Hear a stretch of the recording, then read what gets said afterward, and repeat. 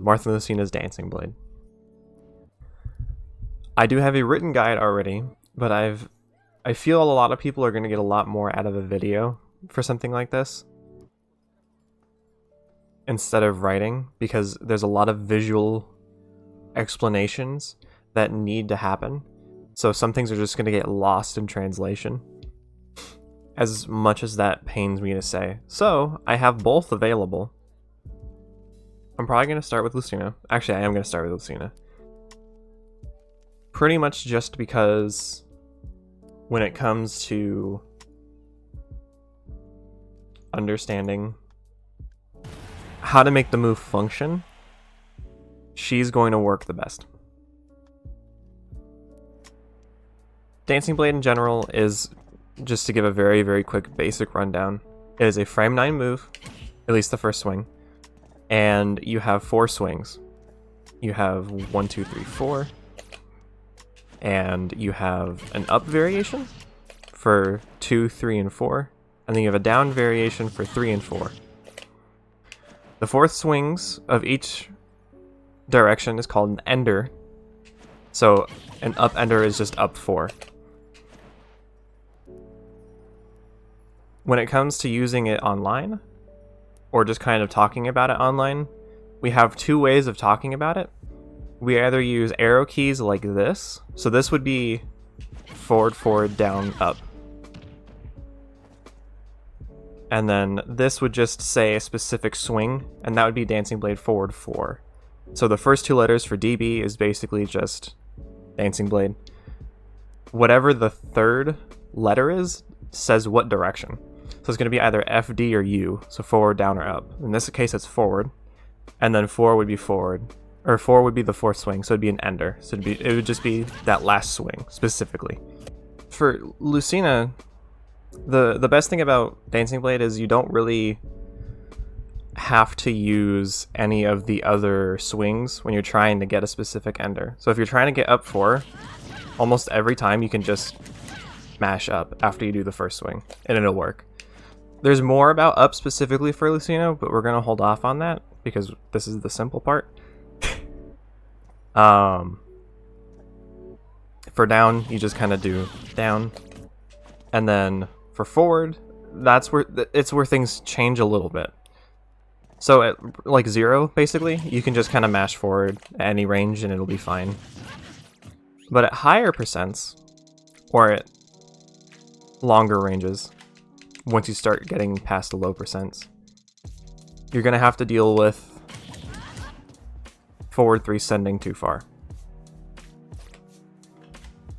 This doesn't mean that you can't get it to work. You just have to switch forward 3 with down 3. So you just have to do that instead.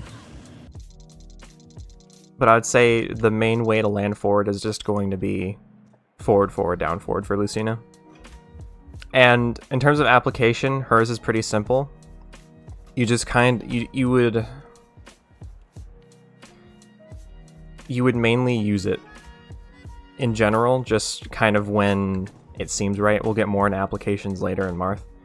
But specifically for Lucina, it's just going to be simple, it just gets the job done. She's not really going to be able to kill you at 60 or set up anything too crazy other than up 4 into F smash, depending on what your opponent will do. So for something like that, and then you can do that if they don't air dodge or if they don't jump away. But for the most part, Lucina's is kind of just a greater than average punish tool. You're not going to get a whole lot after that. And then let me switch to Marth, because Marth's Dancing Blade is a lot more complicated. So we're going to start with up with Marth, because I feel, especially at lower percents, you're going to want to be using up a lot.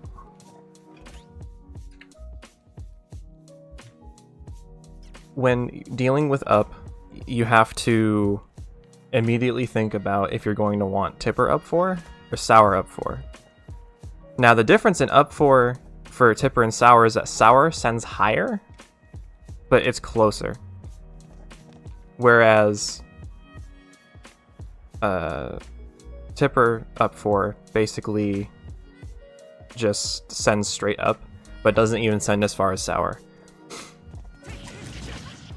So that's what sour looks like, and then that's what tipper looks like. It won't send as far. And especially at something like, we'll say 50. 50 is a really good example, I think. So that's sour. And then that's tipper. Very big difference between the two. The angle is important because especially at lower percents, tipper can be unsafe on hit. So you have to watch out for that. And then for sour or tipper, depending when you decide which one you want, you're mainly trying to get your opponent to do something that you can punish. So if they air dodge, you can charge an F smash. If they jump away, you can follow with a fair. If they air dodge away instead of just straight down, you can kind of dash in a bit and either do Dancing Blade again, or you can F tilt or F smash or whatever. If they just kind of sit above you and try to attack you, you can do up tilt pretty easily. For the most part, it'll just kind of automatically connect to your opponent as long as they don't immediately move away. Like, they pretty much have to immediately buffer air dodge for them to not get hit by that up tilt. F tilt can also be good if they kind of want to move away a bit or they DI out a bit. But in general, you're not trying to buffer an option immediately either. You're basically hoping they do and then hit them after. Jump's probably going to be the easiest way out of it for your opponent. But that's basically, once you notice that they only jump, just fair. And then now they have to deal with not having a jump in front of Marth in the air. Or Lucina. And that's kind of terrible for your opponent, to put it lightly.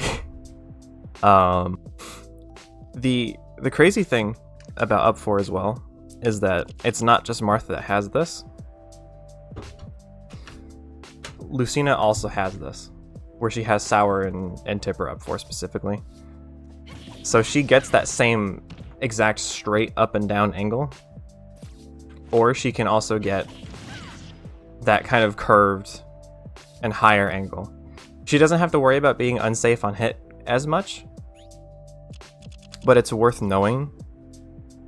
And especially for that whole F smash thing, where she doesn't have to worry about being spaced for tipper F smash, she can be very deadly if you choose the wrong option from up 4 specifically. Marth can as well, obviously, but Lucina's is a lot more... Lucina's is just easier to do because it requires a lot less out of your opponent. Now, if they decide to not air dodge once you get to around 40%, and then you get tipper up 4, Marth also gets that, but Marth can also land tipper up 4 as well. Or tipper F smash, eventually. I'm not showing it here. But it's very... You either force an option immediately because the last time you did it, you hard punished them with something, or you're punishing what they do after because they're already scared of your option. And that makes it incredibly good. Once we kind of... Once you get really used to how you want up 4, you also have to make sure you want a specific area of up 4. Because up 4 has a high tipper and a low tipper. Because of how long the move is, having it set high will send your opponent much further, and having it set lower, or when you hit your opponent lower, they'll be sent much lower. So a good example would kind of be, that's kind of a high-ish tipper of up 4, and then that would be a low tipper. They're very... It's different enough because it allows different setups at your discretion throughout different percents. Because at 50, high tipper wouldn't really lead in a whole lot, but maybe at 30, It does. Because from earlier I whiffed from high tipper up 4. But there I didn't. So overall, up 4 forces your opponent to do a bunch of things and gives you essentially a free... I wouldn't call it a frame trap, but it essentially does a similar job. So it's worth not only getting used to, but it's worth understanding it fully. I would say the main ways for Marth specifically to use this move would be forward, forward, forward, up, and then forward, forward, down, up. And then in some rare cases, if you really want the very peak of up 4, you can do forward, up, but that's that's pretty situational, I would say, that last one. So for the most part, it's just going to be these two. And then if you just kind of want sour, you can just kind of do the whole up chain, just like Lucina. Lucina, for the most part, only really needs to do forward, forward, down, up, mainly just because the high tipper, or the high part, isn't going to give her as much.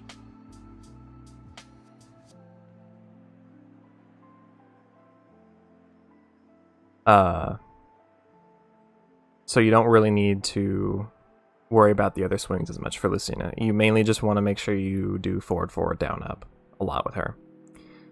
And then to quickly cover down, because I think it's probably the easiest to explain and has the most simple application. Down 4 is just for good damage. It does around 20% just on its own. Well, that's what Staled moves off. Basically 20%. And then if you tipper it...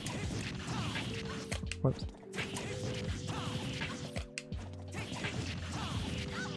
If you tipper it, it'll do around 22, if I remember correctly.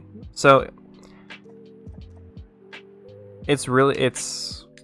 again, you're basically, it's the, I just want some free damage, man. I don't really want to try this whole setup business, and I don't feel comfortable in landing tipper forward 4 yet. I just want some damage after I land my fair at 10.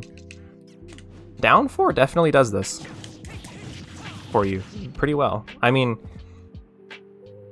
basically 30% off of a sour fair. That's pretty good. Especially for when just how easy it is to do. You're not, this is by no means difficult to do. Tipper forward, or tipper down 4 sends further, obviously. But that's really the only difference. Most of the time when you're gonna actually be able to land down 4, if you're going to get the tipper, you're probably going to whiff a hit or two, like earlier.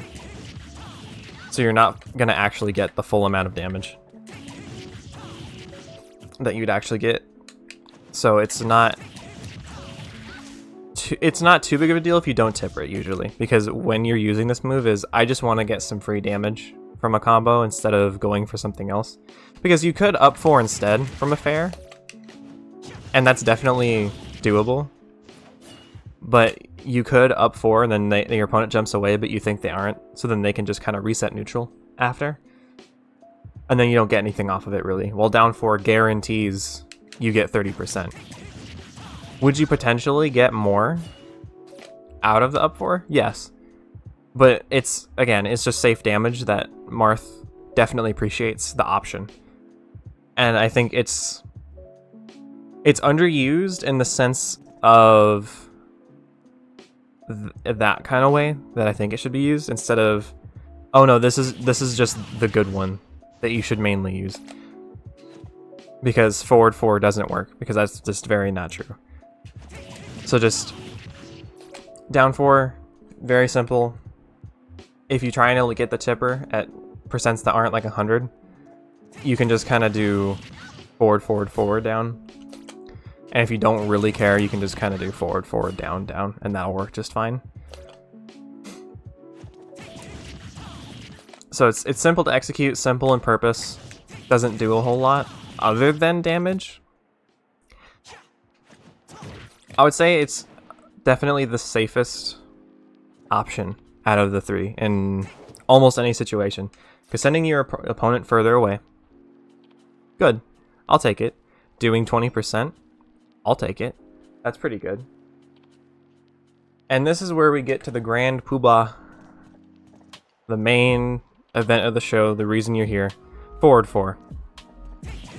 This move hits like a fucking truck if you tipper it. Let's just not try to dance around that. This move absolutely fucking obliterates opponents. It kills. The fact that it's even somewhat comparable to tipper F smash in this game is I feel enough proof that this move is dumb. Why can I not? The one time I would need it too. Oh my god. Okay. So that isn't that far away at 10%. That's kind of stupid. So a lot of where people have problem with this move is actually how to land the tipper. There's 2 problems when it comes to landing this move as a tipper. 1, people are thinking about it the wrong way, and 2, people are aiming for the wrong spot. The tipper of Dancing Blade forward 4 is not on the swing. The animation lies to you. That lies to you. You don't actually want the end of the swing, or the end of the animation. You want a little bit past the curve. So probably, yeah. So that's not a tipper. You would, for pretty much any other move Marth has, that would be a tipper. But for some reason, forward 4's tipper is past the animation. Probably right there. That tippered. Lucina's not touching the animation at all. It's her foot going past it. That's just even relatively close. So when people are trying to aim for this move, they're already aiming at the wrong spot, so they're swinging too early, and then they don't actually get the tipper. Like that. That wasn't a tipper either. But then it's still not very far away either. It does have a good amount of range, but it's not very lenient either.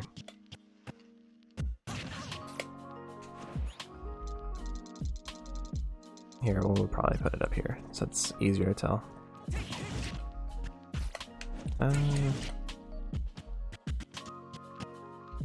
See?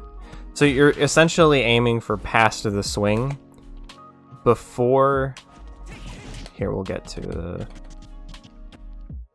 So where there's that big amount of white on the bottom is pretty much the size of the tipper in terms of vertical distance. You don't really want to try and aim past it. You want to basically aim for that little tiny corner. I don't have an exact picture for you, sadly. But a good estimate is basically just... like... it's just past the sword. You definitely get a better feel for it the more you do it.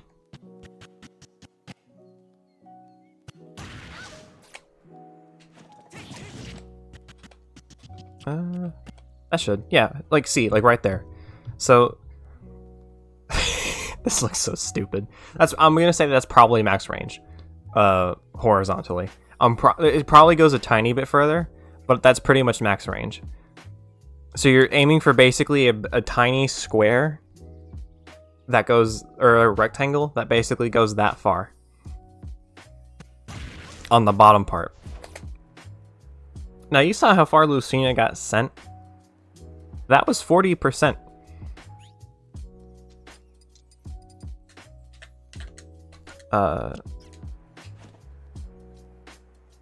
So this move very much is dumb.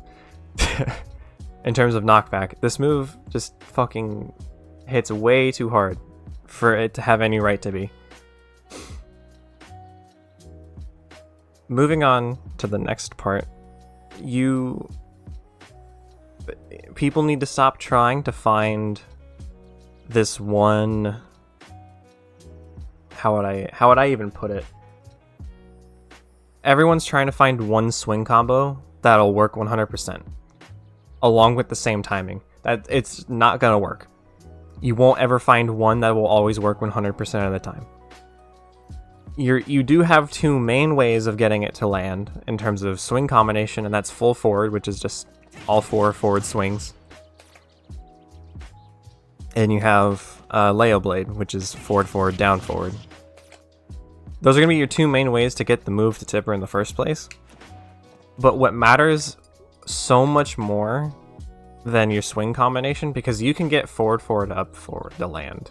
Right? As hard as that is and as counterproductive as that is, because you're moving your opponent away from your Tipper.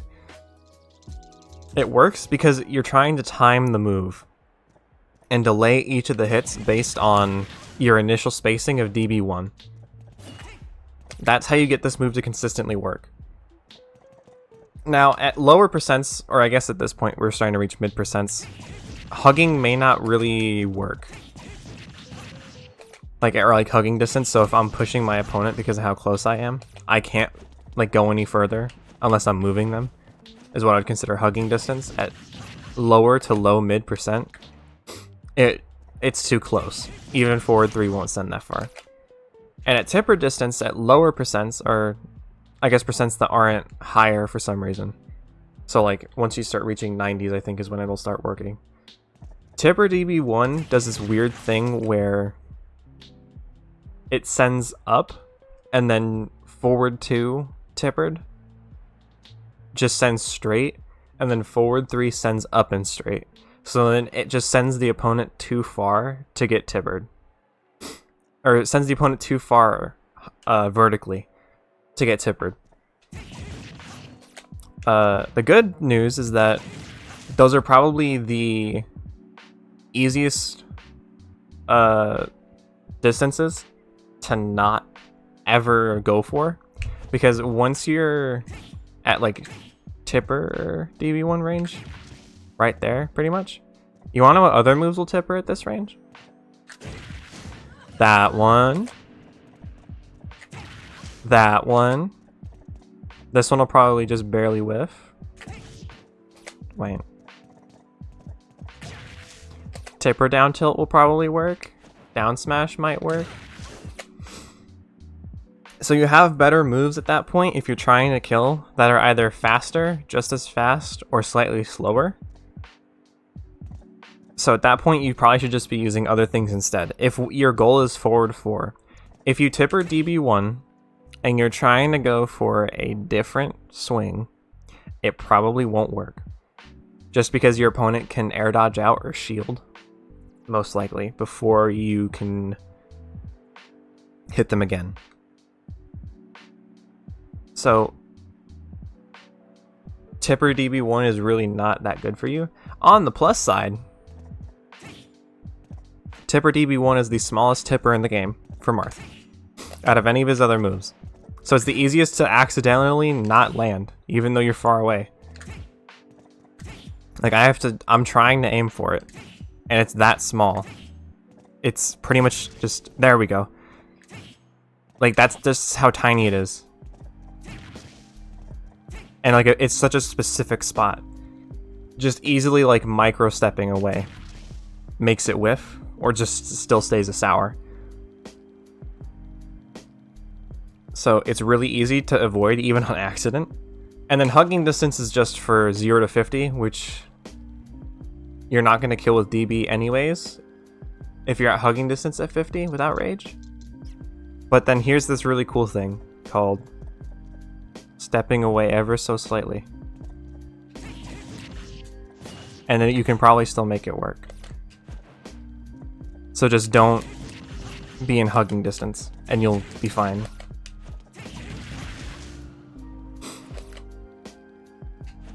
Everywhere else in the sword, or everywhere else in the spacing of DB1, will work. Almost every single time. There's probably going to be one exception here or there because of an opponent's hurt box. But in terms of what you can do to make the move work, will almost always be up to your delaying of the swings and your general timing of the swings. If you want a general understanding of what I'm referring to as timing, so if I'm here, we'll just have it at 80. I guess because that'll be a really good representation of all the swings. So if I'm like this close, I want to delay the swings more, right? I want to delay the swings more because it's going to take more time for Lucina to get to the tipper. But if I'm kind of farther away, like right here, I kind of want to just mash and just kind of, and not much delay. Because if I delay it too much, then it'll just whiff. Or if I feel like I'm too far and my opponent's too high a percent, I can always down 3 instead. And then it won't send quite as far, so I can still land the tipper just fine. So your overall delay is going to be dictated by the closer your opponent is, the more you delay. And the farther away, up to a certain point, you just kind of want to... I wouldn't say... Well, mash is a bad term, but you just kind of want to press the buttons faster. You want a lot less delay between your swings. Versus, again, up here, which is more...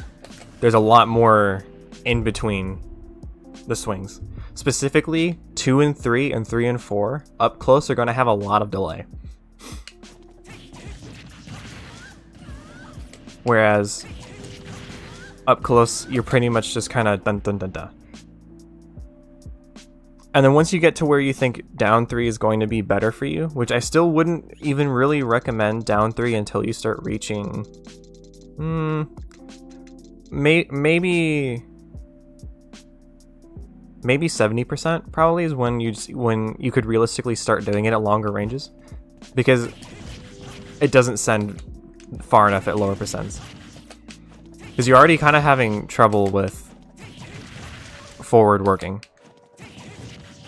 You still kind of have to delay it even kind of far away. Not a whole lot, but you still kind of have to. And then if you're trying to pick the option you need to delay, it just makes it harder. It will work at farther ranges, but it definitely won't work past that at all. And even then, we're talking like pretty much right before the tipper. And at this percent, forward will also work, so it's probably just going to be more worth it for you to just do full forward. Anyways. And then once we start getting in around... probably 130 is a good example. 130, not exactly 130, but basically when you start getting to really high percents, forward you basically just need to press fast. There's not going to be a lot of delay, because even at this point, sour will probably kill a ledge. Yeah, it just kind of kills the ledge. So you don't need to worry about timing as much. For the most part, this is when you would switch out forward 3 with down 3. In terms of most ranges. There, like you saw there, you can miss space down 3 to where it just kind of whiffs and then you're just kind of screwed. But for the most part, just kind of try to avoid it if you can. At this point, you're just trying to get the move to work. You're not really worried about tipper all too much at this point, because delaying it is going to be hard at pretty much any range you're at for DB1. You can obviously do it, but for the most part, this is when... It's not that it stops working, it just becomes a lot harder for it to work, and this is when it becomes a lot less potent of a kill move, because that kills... That kills... do I need to show F smash killing here? Because it killed at 40, do I need to show it here? A sour up smash probably kills. Yeah, I was right. Will tipper up tilt? Maybe, it might work. Yeah, tipper up tilt will kill at this point. So you don't really need... Actually, tipper and arrow probably kill too. Yeah. So at this point, this is when pretty much every tipper move you have will just start killing. Except for like maybe dare and fair. Dare almost killed, wow. Fair probably won't kill. Yeah, this is at the point where pretty much any move that's tippered is going to kill. So you don't really need to worry about forward 4 working quite as well, because you just kind of... It just setting up an edge guard situation with sours works well enough at this point. Because you're just trying to set up something to get a kill Or you're at this point, you're just kind of fishing for a tipper. From anything. From literally anything. And most of the times when you could get far range to work where it's easiest to just delay down a bit, or down 3 a little bit, you have a faster option that's pretty much the same range and down smash. So I'd recommend that instead. And then if we ever get to the point to where you're trying to get the move to happen at 175, I don't recommend doing forward 3, because forward 3 probably starts to send in a tumble at this point. Okay, not quite this point. It's close though. As they see, there you go. So once it starts sending in a tumble, that means you can DI Dancing Blade, which normally is a great part of this move, is that you can't. The plus side is that even at this percent, Sour probably kills across the stage. Okay, maybe not across the stage, but you get my point, where the higher percent you go, the less you have to worry about it, because you're trying to use other moves in your kit at that point, or Sour just sets up for kills anyways, so you don't need to worry about it. So your main range of trying to get this move for you is going to probably be between 50 and 90. That's probably your main percent ranges you really want to work on, and get used to what ranges will work, what won't, what's my timings that I need to do.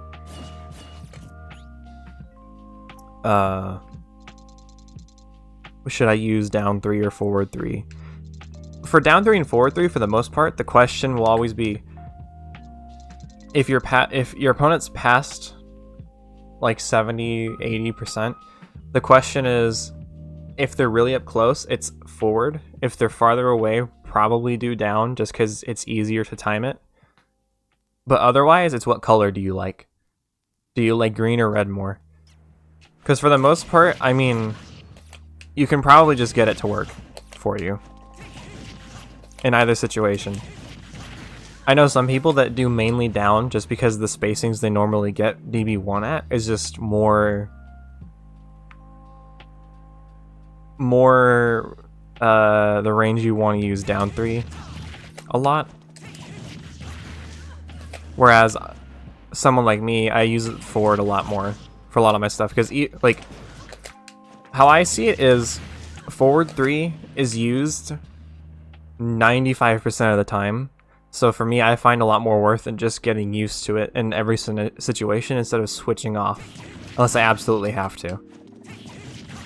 Because right there, that worked, but it's like I didn't delay down enough the last time.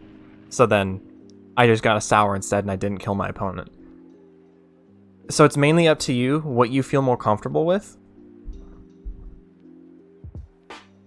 But forward almost exclusively will work up close.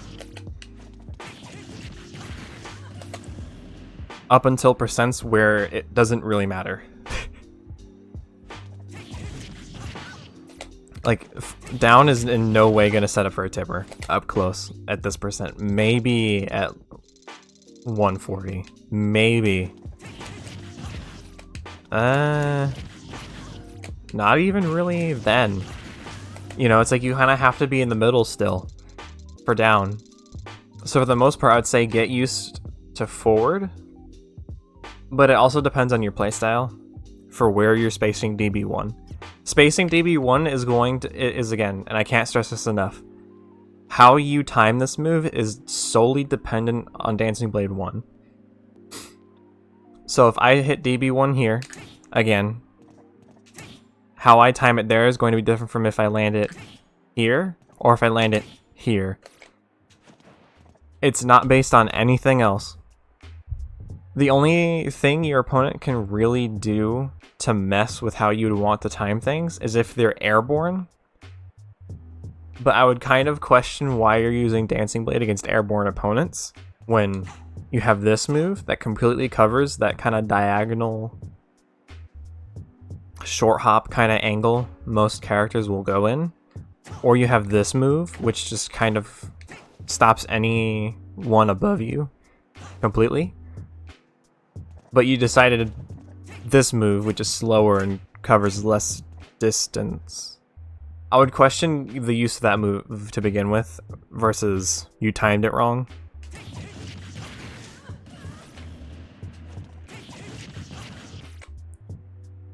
But that's forward, I think, pretty well covered. I don't think I missed anything. I know I stuttered a lot and stopped at certain points, but I think I covered forward pretty well. Or I think I covered the swings pretty well. And you may ask, well, Frosty, I now know how to do the thing. When do I do the thing? And your main times of using this move will be tech chases, spot dodge and air dodge punishes, and hard punishes, where you can't do any other move mid-dash. Because Dancing Blade has this really cool thing where you can do it in the middle of your dash. No, I think up smash maybe? And shield breaker, or no, not even shield breaker. Counter? No, not even counter. Dancing Blade's Marth's only move he can use mid-dash. So if you're at a distance to where like dash up F smash will only be sour and it isn't going to do a whole lot, you can get tipper forward 4 to work instead. Or you can go for Dancing Blade instead and still get a similar result.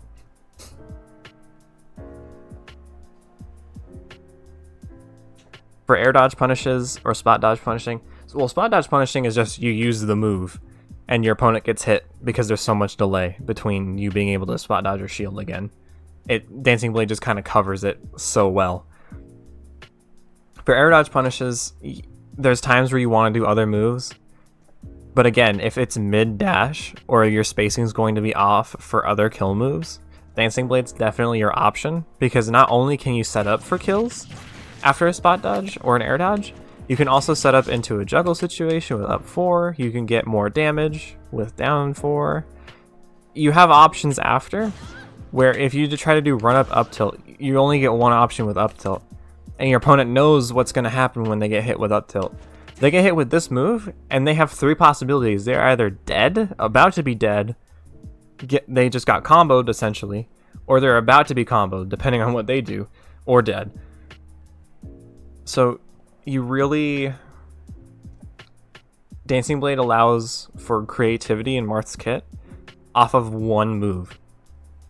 Because what you do based off this move says a lot about what you prefer as a player. Because if I notice that you do a lot of up 4 after like spot dodge punishes, you prefer juggles and traps a lot more than someone who's just trying to get kills the earliest possible if they only use forward. And if you mainly do down up until kill percents for things, you're just trying to get safe damage up to that point. So it's a lot of what you want to do with the move once you get used to it. With tech chases, I think that's where Marth really shines over probably anything else he has.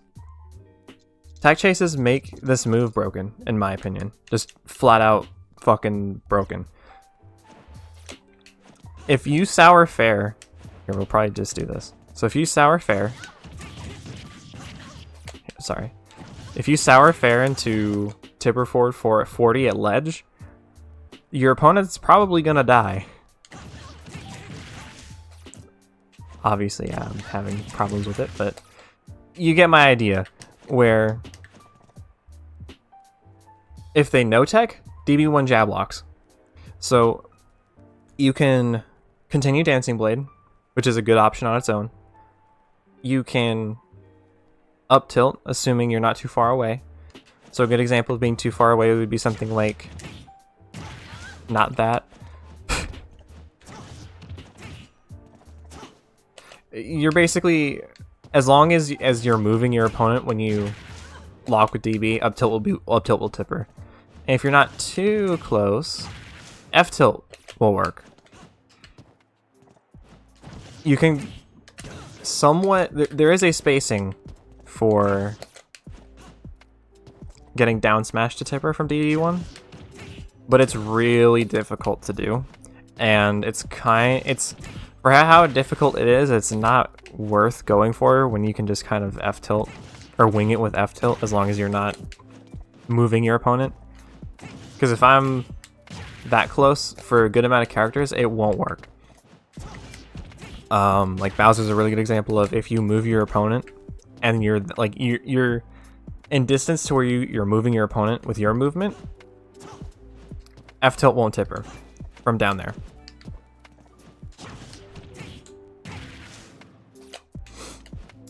But your main options will probably be that. If you decide instead to go for DB, you still gain any ender you want. So if let's say you're at 0 and you tip or near 2, that's a tech situation. And then you kind of go, well, I don't really want to deal with all the Dancing Blade bullshit, so I kind of just want to do an up tilt and up air. That's basically a 35% combo. If you're kind of like, you know what? I just want damage. 30%. That's pretty good. If you say, you know what? I kind of want to set up an early situation for my opponent to have to deal with.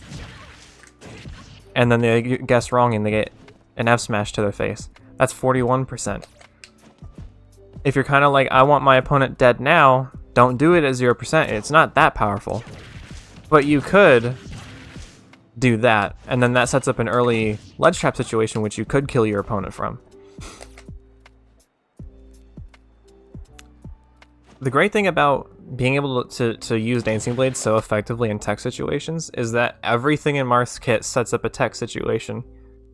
Everything in this fucker's kit sets up a tech situation.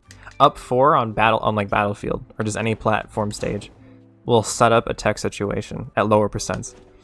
So now you're above Marth having to deal with this move in a tech situation. Good luck with that shit. If you, like from 0 to like 140, this fucker can put you in a tech situation and you're probably about to eat either 50% or you're gonna die at 50%. Because at 0, you can just kind of go from, you know, tip or nair into that, you know, and then you force a situation, you read their option, and then, oh no, they're almost dead, and then you edgeguard them because you're Marth. You're just kind of broken that way. And then now they're dead. There's a lot of times where you can just kind of be like, oh yeah, no, I want to do this now, and your opponent just kind of has to deal with it because it's Dancing Blade. Like, oop. 40%, uh-oh. You're at pretty much kill percent. Don't get fared. Uh-oh. Uh-oh. What are you gonna do now to get back to stage? Oh wait, no, you can't. God forbid Marth has rage when he decides to use Tipper 4 against you as well.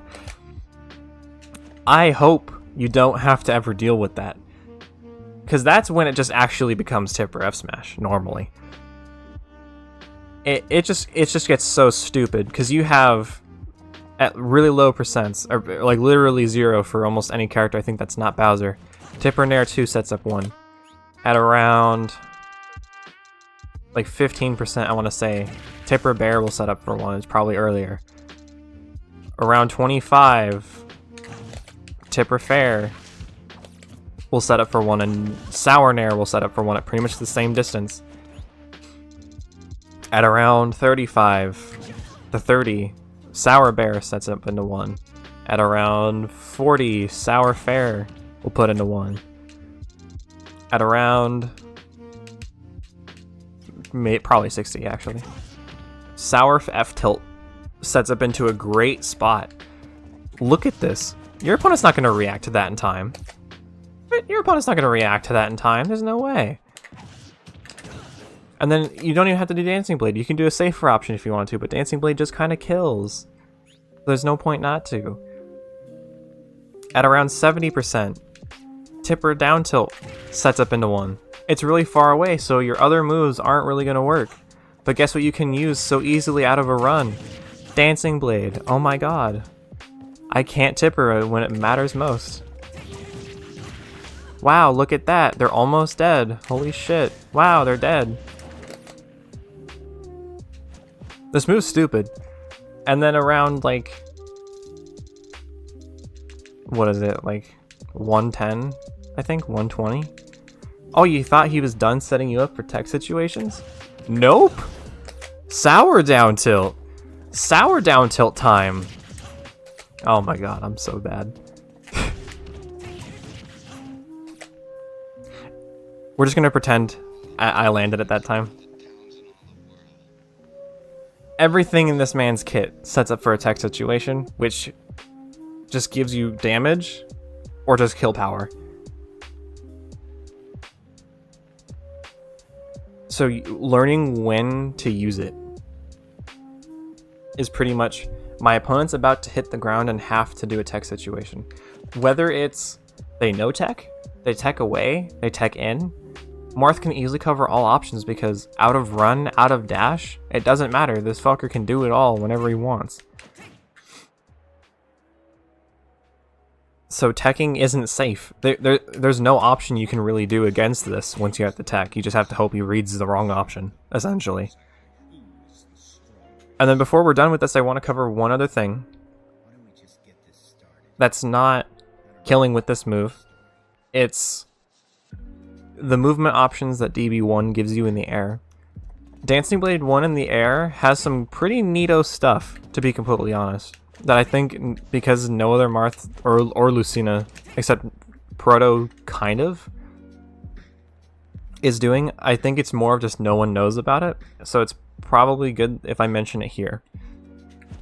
So how aerial DB1 works is, as long as you're rising, whether it's a short hop or a full hop, at any point during your rising animation, so before you can fast fall, if you hit the DB1, or if you hit DB, you kind of hop a little bit more. You lose some of your momentum, but you gain some more height. This can be used off stage if you're just kind of a little too far down to get back.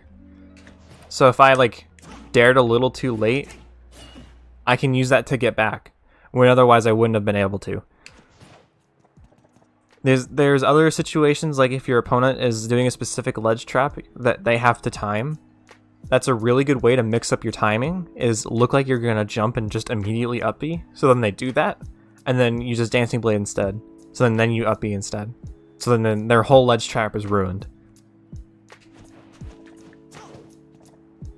In terms of how you get kind of like this falling, where you just kind of fall faster, that's at any point when you're falling in your height, or in your jump.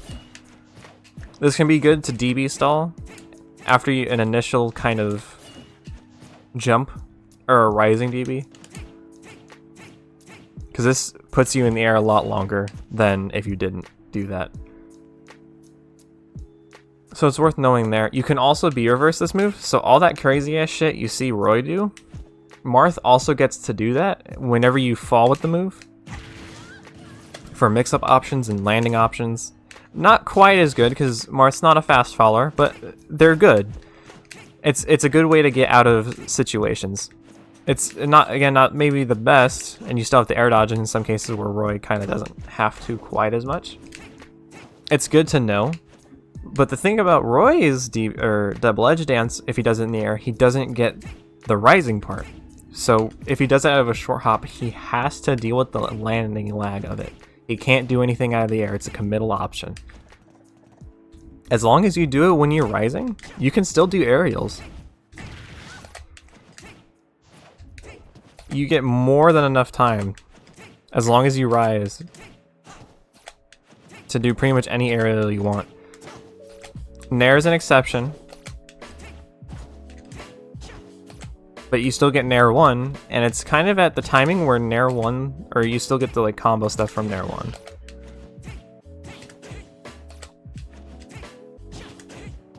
Wow. Bad example, but you get my idea.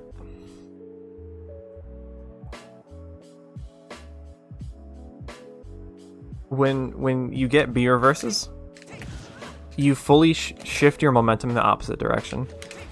Like with the exception of like this really weird one, where if you're drifting forward and then you B reverse the back hit or the back way, you kind of stop, but you just It's kind of odd, but I like this one a lot. I feel like this one has uses, but I feel like the whole aerial DB thing needs to be optimized a lot more. But I'm more just kind of saying, hey, this is an option. Maybe we should work on this one a lot more. It definitely can be used to make your juggles better because you can get more airtime from one jump, along with somewhat shift your momentum to deal with someone. Maybe they air dodged in a certain way to where you can just kind of follow them anyways. I can't really show this here too well, but I think I have clips and whatnot if you want to go look in there. And for the people on YouTube, where this will eventually be in some way, my Twitch channel, which will be linked in the description, will also have clips of me somewhere where I use DB to delay my aerial, wait for my opponent to do something, and then hit them after. And because I get more airtime, I can afford to wait longer. It's good for edge guards in some way, because you get more airtime, obviously. But again, it's not full. I don't think it really hasn't been lapped out all that much because people go, oh, it's not that good for us because insert option here. And Roy just suits it better, when I think we definitely have options from it that should be explored.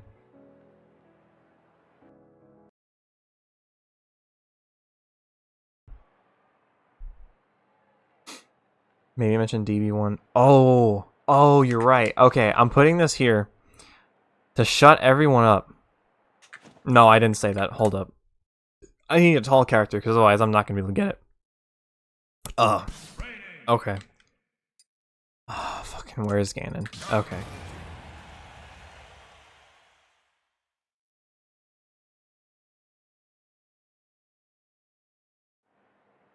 Okay. The stupid ass DB1 the Nair shit, no. Doesn't work. It's a thing at 362 on Ganon if you tipper DB1 if you want to make a funny. Okay. What's it sour? Because that I'm not tippering that move. There's no way in hell. What's it for sour?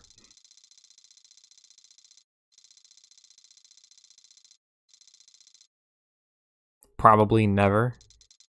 Let's see at this point if it'll work. Hold on, we're just gonna go all the way. Oh, it sends too far! It sends too far! It sends out sour. I have found this out. Oh my god. It doesn't combo then!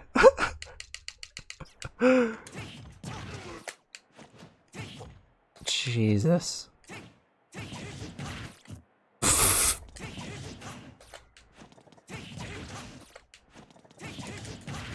Well, guys, I mean, there we go. That's the guide. Just do that. Just get your opponent to 386 because Marth can't kill, and then just mash forward. And it will work sometimes if you're at Roy spacing.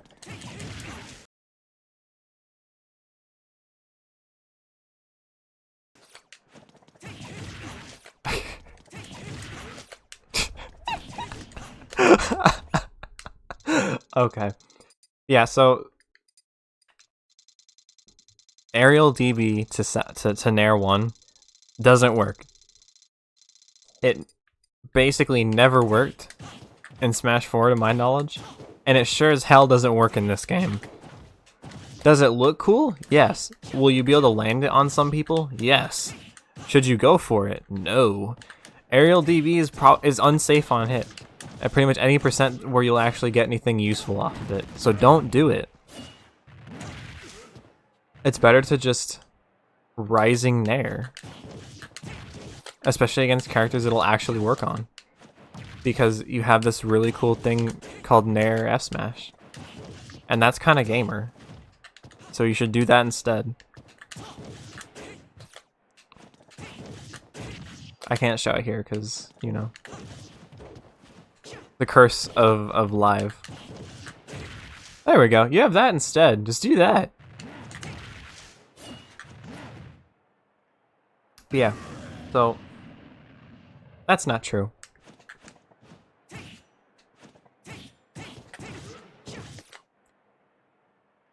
Don't do that, please. It looks stylish as hell. I'll give you that. Don't do